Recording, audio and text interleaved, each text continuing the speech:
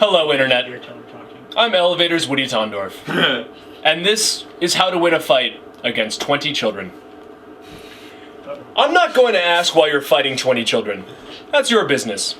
Although most of the reasons are as old as time itself. They started it. You flipped over the table while losing a Magic the Gathering game and damaged several rare cards. They stole your woman. You stole their woman. You've had enough of their swear. Whether you're a good man who was in the wrong place at the wrong time or a dangerous maniac, we here at Loading Ready Run want to help.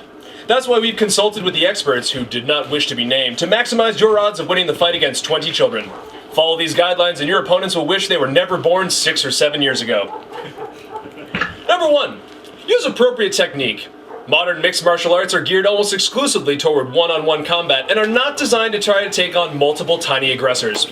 As a grown adult, you could be fairly assured of absolutely destroying a 7-year-old if you took him to the floor for a ground and pound. Sounds naughty, but by doing so, you'd expose your back and head to his peers.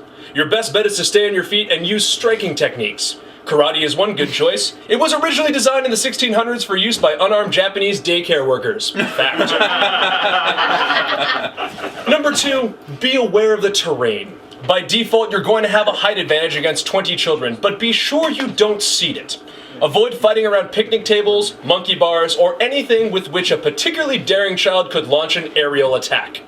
The ideal situation is fighting children who are trapped in a ditch below you.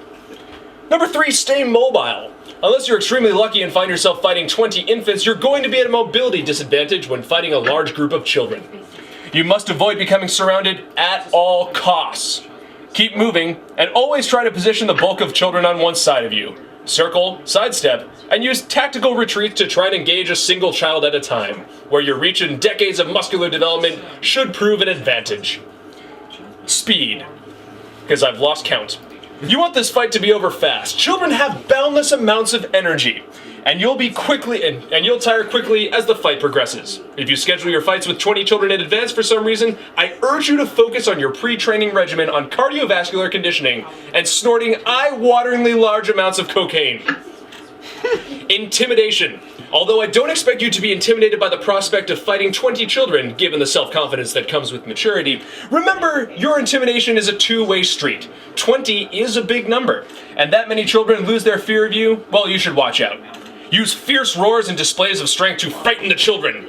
When taunting, remember that children are almost comically stupid, and won't understand any of your more creative taunts. You won't intimidate anyone if you have to explain 3 times specifically what you did to their mother last night. Go for the leader first. Assuming the 20 children lack military training, they're going to behave more like a pack of animals than a cohesive group. By default, pack animals will defer to an alpha leader, and if you manage to subdue that child, the rest of the pack will quickly lose their will to fight. In some chances, the leader will actively be giving orders and therefore easy to identify. Other times, they'll be harder to pick out. In those cases, go to the tallest one, or the one with the most Pokemon on their clothing. Once the alpha child is lying in a heap, you've got a narrow window of intimidation open while these children regroup. I'd recommend lifting his body over your head and screaming yourself hoarse. That's the smart veteran move. Groin attacks. In general, the crotch is a small, easily defensible target, and not typically a factor in most fights at a reasonably professional level. That said, when children are attacked by an adult, they're rarely going to respond professionally.